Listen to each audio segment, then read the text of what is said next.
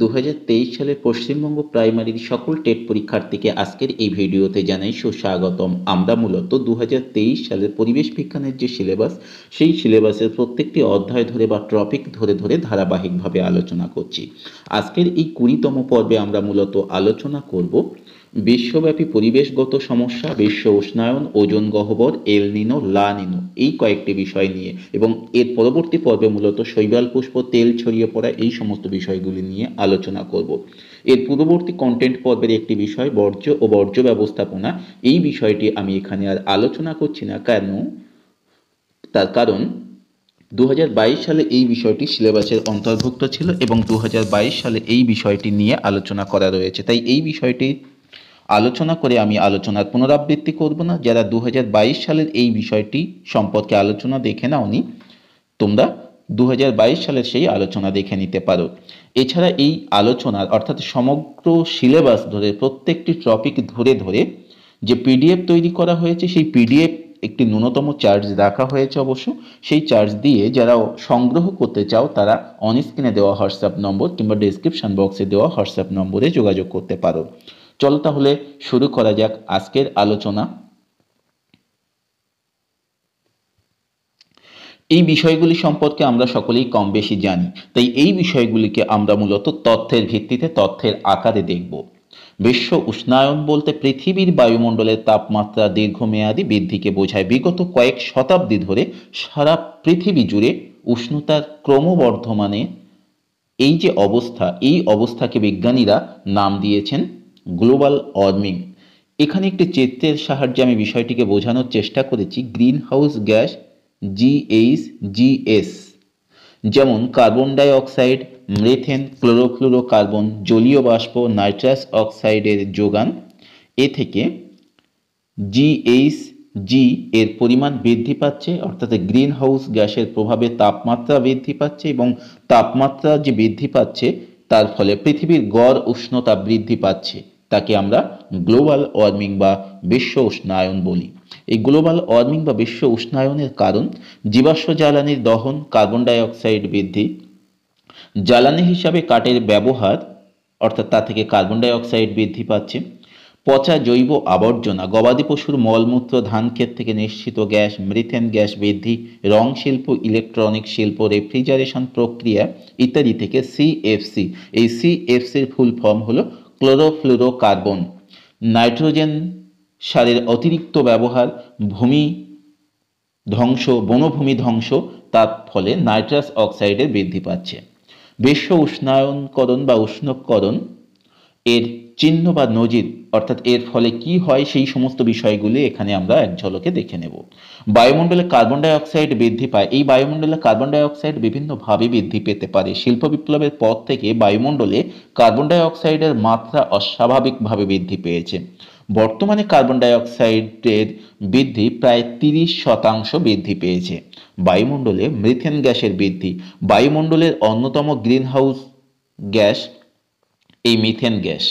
এই গ্যাস গত 100 বছরে 0.7 ppm থেকে 1.7 ppm বৃদ্ধি পেয়েছে, অর্থাৎ প্রায় 145% বেড়ে গেছে। আবহাওয়া ঘন ঘন পরিবর্তন। গত 200 বছরে, অর্থাৎ 1800 সাল থেকে প্রায় 2000 সাল পর্যন্ত, এর মধ্যে 1999 সাল ছিল সর্বাধিক তাপীয় বছর। বিশ্ব উষ্ণায়নের ফলে খরা, বন্যার প্রকোপ বেড়েছে লক্ষণীয়ভাবে। আমেরিকা, ইউরোপে দেখা গেছে গত 25 বছরের মধ্যে তীব্রতম তুষারঝড় হয়েছে জাপান, কোরিয়ায়।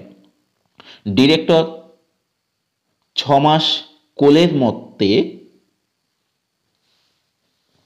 কোলের মতে গত বছরে বায়ুমণ্ডলের তাপমাত্রা ক্রমান্বয়ে বেড়ে চলেছে। গত শেষ শতাব্দীতে 1900 থেকে 2000 পৃথিবীর তাপমাত্রা বৃদ্ধির পরিমাণ 0.6 ডিগ্রি সেন্টিগ্রেড। হিমবাহের অন্তর্ধান কিংবা পশ্চাৎপসারণ। পৃথিবীর 6টি মহাদেশে এই ঘটনা ঘটে চলেছে। উত্তর আমেরিকা মহাদেশের সবচেয়ে বড় হিমবাহ বেরিং হিমবাহ দৈর্ঘ্যে অনেকটা কমে গেছে। দক্ষিণ পেরুর কুত্রি হিমবাহ গলতে শুরু করেছে। গ্রিনল্যান্ডের হিমবাহগুলো সমুদ্রের দিকে বেশি গতিতে এগোতে শুরু করেছে। গঙ্গার উৎপত্তি, গঙ্গোত্রী হিমবাহ প্রায় প্রতি বছর 30 মিটার হারে পিছিয়ে যাচ্ছে। সুমেরু ও কুমেরু সাগরে বরফের গলন। বিজ্ঞানীরা দেখেছেন গত 1958 থেকে 1976 সুমেরুতে বরফের গড় উচ্চতা ছিল 3 মিটার। 1993 থেকে 97 গড় হিসাব উচ্চতা কমে দাঁড়িয়েছে 1.8 মিটার। অর্থাৎ এখানেও বরফের গলন শুরু হয়েছে। ক্রান্তীয় রোগের প্রভাব বা প্রাদুর্ভাব। ক্রান্তীয় অঞ্চলে বিভিন্ন নিত্য নতুন রোগের প্রাদুর্ভাব ঘটছে তাপমাত্রা বৃদ্ধির কারণে। নিউজিল্যান্ডের ওয়েলিংটন স্কুল অফ মেডিসিনের চিকিৎসকরা এ বিষয়ে গবেষণা করেছেন।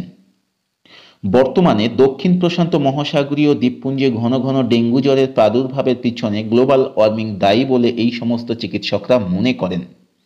আফ্রিকার নিত্য নতুন দেশে প্রীত জ্বরের প্রকোপও দেখা দিচ্ছে। Harvard board school of public হেলথের চিকিৎসকদের মতে গ্লোবাল ওয়ার্মিংয়ের ফলে বর্তমানে এনকেফালাইটিস, ম্যালেরিয়া ইত্যাদির মতো রোগসমূহ এশিয়া, ল্যাটিন আমেরিকা কিংবা আফ্রিকা মহাদেশে উচ্চ অংশে দেখা যাচ্ছে, যা গত 50 বছরে প্রায় ঘটেনি। 1850 সাল থেকে 1900 সালের মধ্যে বায়ুমণ্ডলের গড় তাপমাত্রা বেড়েছে 0.5 ডিগ্রি সেন্টিগ্রেড। 1900 সাল থেকে 2000 সালের মধ্যে তা বৃদ্ধি পেয়ে হয়েছে 1 ডিগ্রি সেন্টিগ্রেড। মার্কিন যুক্তরাষ্ট্রের ওয়ার্ল্ড ওয়ার্স ইনস্টিটিউটের হিসাব অনুযায়ী পৃথিবীতে সমুদ্রের জলস্তর বাড়ছে প্রতি 20 বছরে 1 ইঞ্চি করে।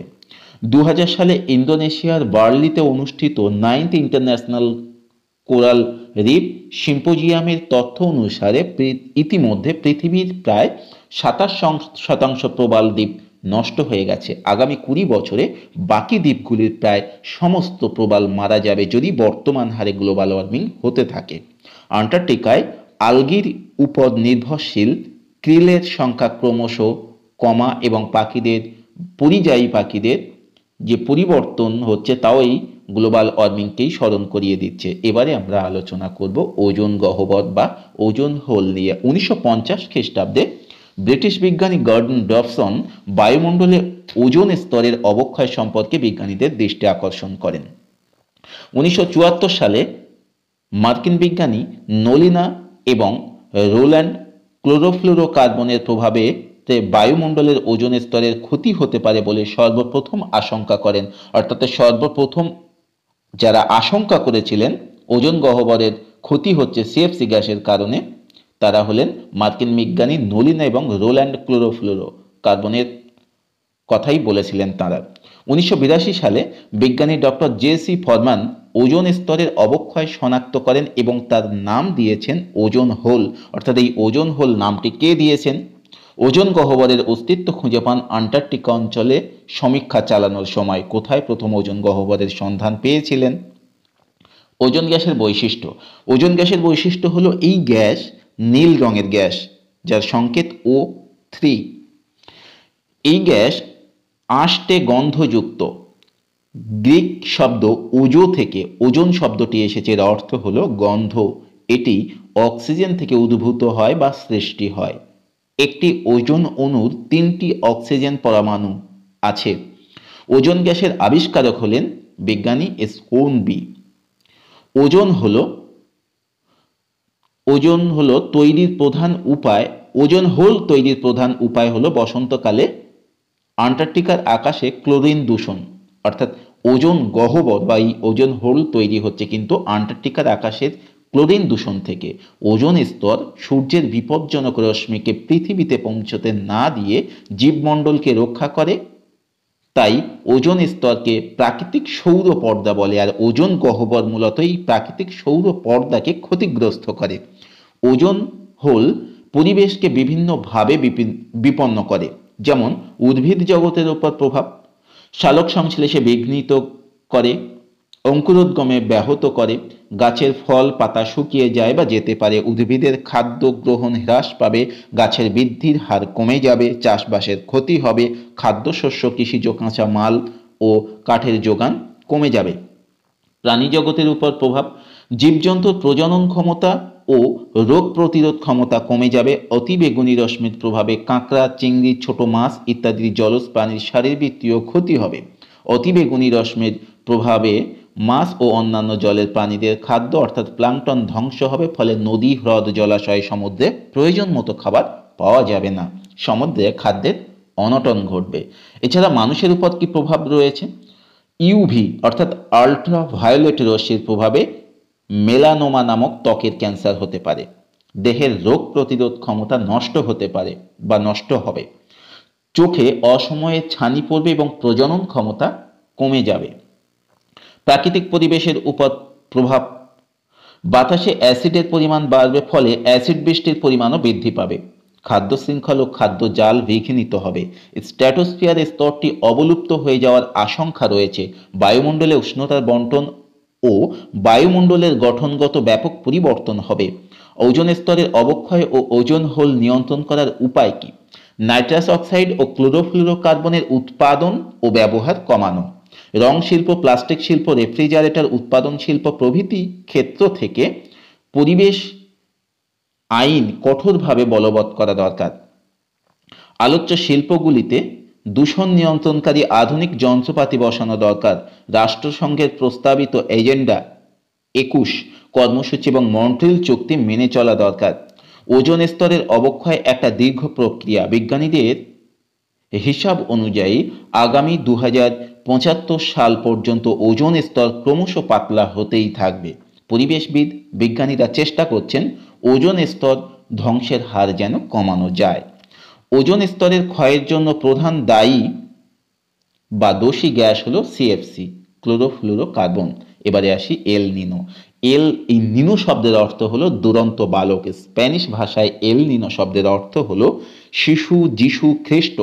এই বিপর্যয় ডিসেম্বর মাসের বড়দিনের সময় হয় বলে এরূপ নামকরণ করা হয়েছে বলে মনে করা হয়। এল নিনো হলো দক্ষিণ প্রশান্ত মহাসাগরের ক্রান্তীয় অঞ্চলে চিলির উপকূলে 2 থেকে 7 বছর অন্তর দেখা দেওয়া অস্থির ও অনির্দিষ্ট প্রকৃতির দক্ষিণমুখী উষ্ণ বা সমুদ্র স্রোত।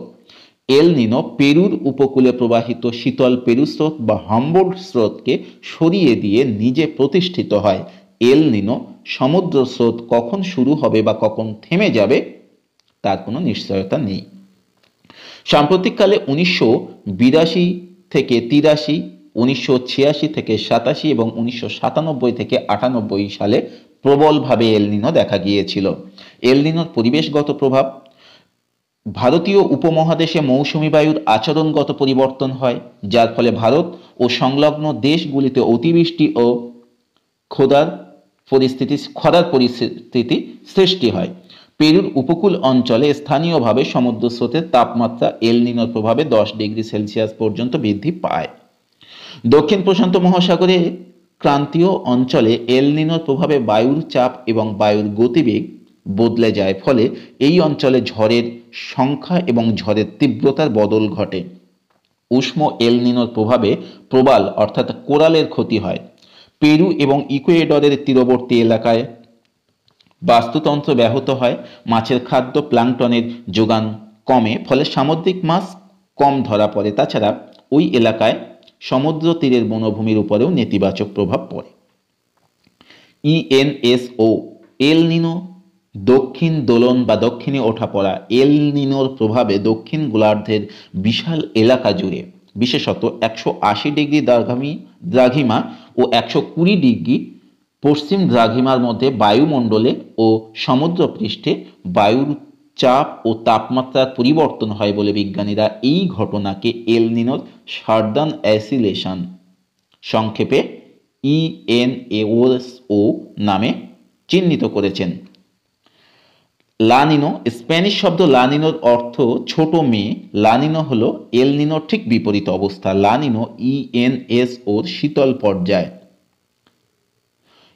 এল নিনোর হলো ইএনএসও উষ্ণ পর্যায়। অর্থাৎ লা নিনো এবং এল নিনোর মধ্যে পার্থক্য এখানে বললাম। লা নিনোর পরিবেশগত প্রভাব, শীতল লা নিনোর প্রভাবে প্রশান্ত মহাসাগরের ক্রান্তীয় অঞ্চলে মধ্য ও পূর্ব অংশ পৃষ্ঠের তাপমাত্রা স্বাভাবিকের তুলনায় 3 থেকে 5 ডিগ্রি সেন্টিগ্রেড হ্রাস পায়। লা নিনোর আর স্থায়িত্ব 5 থেকে 6 মাস। সমুদ্রপৃষ্ঠে তাপমাত্রা হ্রাস পেলে সংলগ্ন বায়ুমণ্ডলে বায়ুর চাপের পার্থক্য ঘটে, ফলে আটলান্টিক মহাসাগরে ও উত্তর আমেরিকায় হ্যারিকেনের উৎপত্তি ও বিস্তার ও তীব্রতা লক্ষ্য করা যায়। যারা চ্যানেলে নতুন তাদের কাছে অনুরোধ রইল চ্যানেলটিকে সাবস্ক্রাইব করে অল নোটিফিকেশন অন করে সঙ্গে থাকার জন্য। আজকের আলোচনা এখানেই সমাপ্ত করলাম। ধন্যবাদ সকলকে।